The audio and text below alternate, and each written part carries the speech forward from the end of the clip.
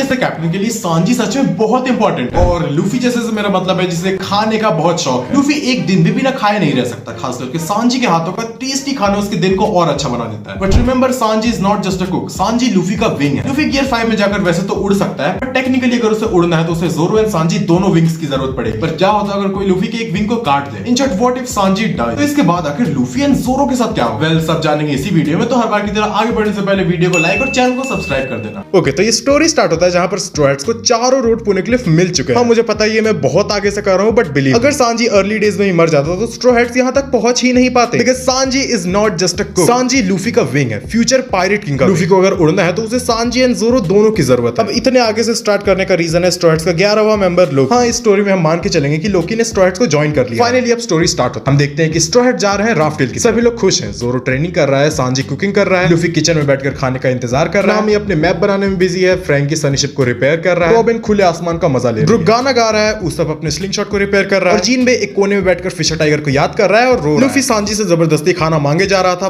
Sanji भी अनॉय होकर उसे जल्दी से खाना दे देता है। फिर इसके बाद सांजी खाने को डेकोरेट करके ले जाता है नामी एंड रॉबिन के पास। सांजी सभी स्ट्रॉ हैट से खाने का पूछता है, पर ज़ोरो के साथ उसका नॉर्मल बात भी फाइट के साथ ही स्टार्ट होता है। स्ट्रॉ हैट्स फुल रफ्तार से आगे बढ़ रहे थे। इन्हें राफ्ट हिल पहुंचने में ऑलमोस्ट 3 दिन लगने वाले हैं। तभी सांजी नोटिस करता है कि दूर एक छोटा सा बोट है और वहां पर एक आदमी मर रहा है। सांजी अपने स्काई वॉक का यूज करके वहां पर जाता है और देखता है कि हाँ, यहाँ पर एक आदमी सच में भूखे मर रहा है। सांजी इसे शिप में लाकर सबको बुलाता है। चॉपर इसका इलाज करता है और इस बंदे को जैसे ही होश आता है ये कहता है मुझे भूख लगा है, मुझे जल्दी से खाना, मैं तुमसे भीख मांगता हूँ, तुम जो बोलोगे मैं वो करूंगा, बस मुझे खाना दे दो। ऐसी ही बातें कर रहा था और सांजी से बर्दाश्त नहीं होता, वो तुरंत ही खाना बनाता है और उसे खिला देता है। जब एक बार ये अच्छे से खा पी लेता है फिर ये अपना नाम बताता है। इस स्टोरी के लिए हम इस बंदे को बोलेंगे आइजन। आइजन एक चश्मा पहने था, इसका काफी काइंड फेस था और ये सभी स्ट्रॉ हैट्स को पसंद भी आ जाता है। अब आसपास दूर दूर तक कोई आइलैंड था ही। स्ट्रॉ हैट्स अगर चाह भी जाए तो ये लोग इसे नहीं निकाल सकते। रॉबिन पूछती है कि तुम आखिर यहाँ पर आए ही कैसे? आइजन बोलता है मुझे भी नहीं पता। आखिरी चीज जो मुझे याद है मैं अपने फिशिंग बोट में था, तभी एक तूफान आता है और मैं उसमें बह जाता और उस वक्त से मैं बिना कुछ खाए पिए पानी में बह ही रहा और आप लोगों के कारण मैं बच गया, मैं आपका बहुत ग्रेटफुल। आइजन स्ट्रॉ हैट्स के लिए तारीफ का पुल बांध देता है। रॉबिन एंड नामी दोनों इस पर अभी suspicious. Aizen, Luffy, Zoro and Sanji इन तीनों की तारीफ कर करके इन्हें चढ़ने की झाड़ पे चढ़ा देता है। आइजन सभी स्ट्रॉ हैट्स के साथ चिकनी चुपड़ी बातें कर रहा था। ये कुछ ही घंटों में सबका फेवरेट बन गया। तब स्ट्रॉ हैट्स डिसाइड करते हैं कि ये लोग आइजन को भी साथ ले चलें। और इस सब के बीच अगर तुम सोच रहे हो कि मैंने तो बोला था कि लोकी भी यहाँ पर है, तो वो कहां? मान के चलो कि लोकी के पास एक ऐसा पावर है जो उसके साइज को छोटा भी कर सकता है। कुछ देर बाद आइजन एंड सांजी बात कर रहे हैं। आइजन सांजी से उसके ड्रीम के बारे में पूछता है। सांजी बताता है ऑल ब्लू को ढूंढना। आइजन कहता है ऑल ब्लू, इस लेजेंड के बारे में मैंने भी सुना। आइजन और सांजी की काफी अच्छे से बात होती है और इनका काफी अच्छा बॉन्ड बन जाता है।